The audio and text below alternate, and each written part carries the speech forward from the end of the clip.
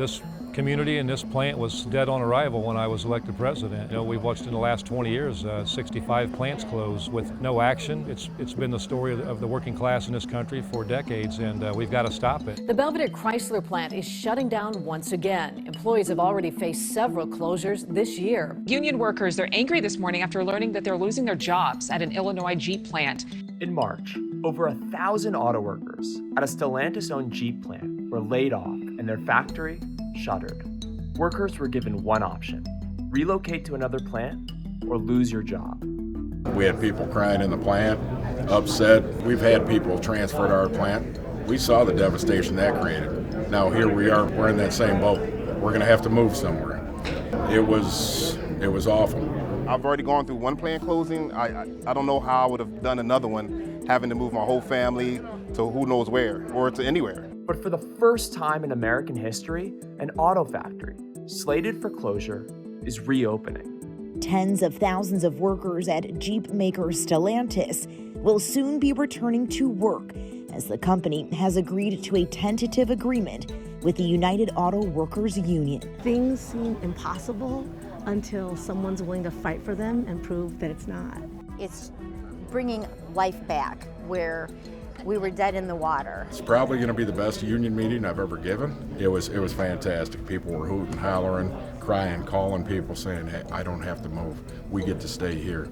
You guys get to come home. To understand how workers are taking back power from greedy corporations, we went to Belvidere, Illinois, where manufacturing jobs are coming back to America for the first time in decades. The Belvidere assembly plant has been an essential part of this small town in Illinois since 1965, at one point employing 6,000 workers, nearly a fifth of the population.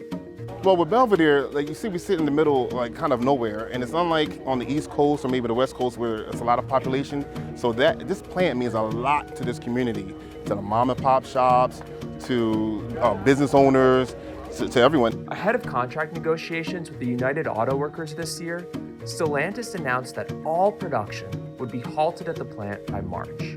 It was upsetting, but people, still did their job. They came in, tried to keep the best outlook, but still the stress, the weight on their shoulders just before the holidays, knowing that 2 months after the holidays, the plant's gonna be done. The last time you walk out of that plant may be the last time.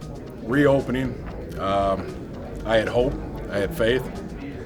What changed it for me is we had the elections going on for the international executive and seeing Shan Fain, and we knew we had somebody that was gonna fight the fight.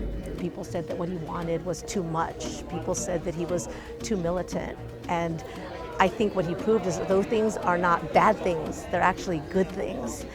To aim really high, to believe that, what the members deserve is what you should actually fight for. We get to be part, one of the only plants that ever opened back up after being slated for closing. Just the simple strategy, the fact that they fought for us, it was crazy. Shan Fain was sworn in as UAW president on March 26, and since then has been making headlines around the country. Before becoming president, Fain worked as a negotiator during the 2009 Chrysler bankruptcy and saw firsthand how union leadership failed workers. It was basically just, you're going to either take this agreement or be liquidated. It was a colossal failure on the top leadership of our union. They took a handshake and a promise, which we know how those things end up. We were fighting against corporate greed. Their CEOs getting millions and millions while we get nothing. It's not right.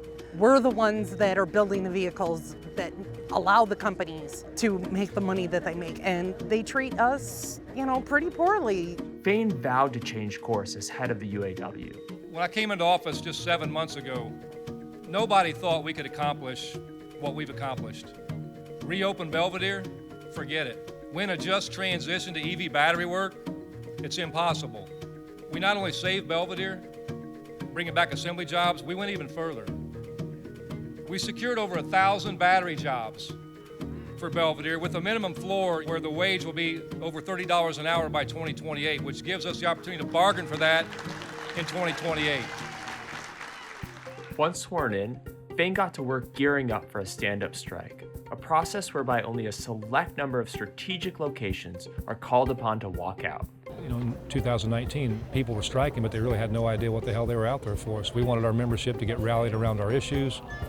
We knew, in all likelihood, we'd have to strike to get the things we were asking for, and we wanted the membership to be prepared for that. It gave us a lot of leverage, a lot of levers to pull. I mean, we could amp up the pressure if we wanted to.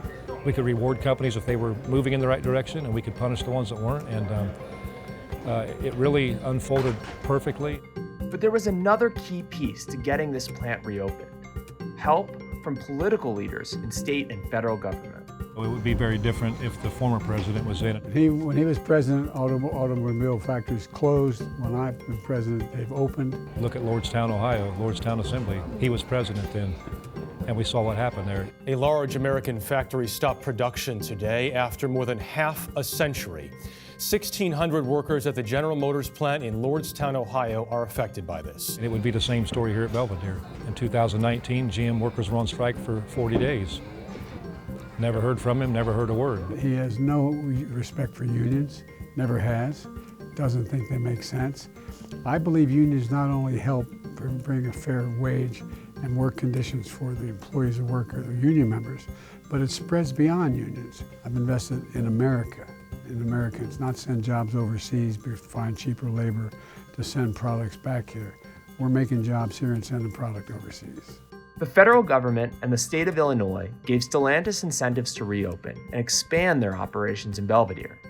Workers also got an important assist from the president himself. 3 weeks in office, I get a call from President Fain's office saying, hey, I want you to meet with President Biden tomorrow. President Biden kind of walked to me and said, Matt, come here, let's talk about Belvidere and Local 1268. I couldn't believe it. Lost for words. And he asked, well, what can I do? Well, make some calls, anything. We could take the help, all the help we can get. And I see the future here in Belvidere. Belvidere Assembly Plant was the beating heart of this community for nearly 6 decades, just like it was back in Delaware where I was raised. That's why I personally brought it up with Mark Stewart, the head of North American Stellantis. Meanwhile, the UAW fought like hell to get these jobs back. And now you've secured nearly $5 billion in new investment to bring thousands of jobs back to Belvidere. The impact of the Belvidere Assembly Plant's reopening is hard to underestimate. Thousands of jobs coming back to the community, families reunited, and a sense of pride reestablished in a place so many call home.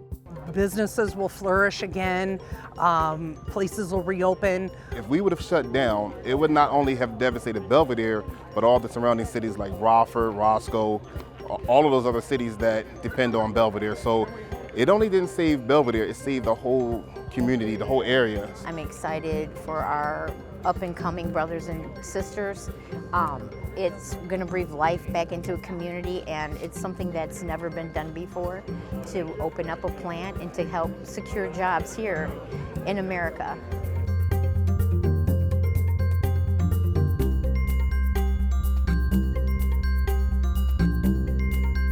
Thanks for watching. Please support More Perfect Union by liking this video and subscribe to our channel. If you have ideas for future videos, drop them in the comments below.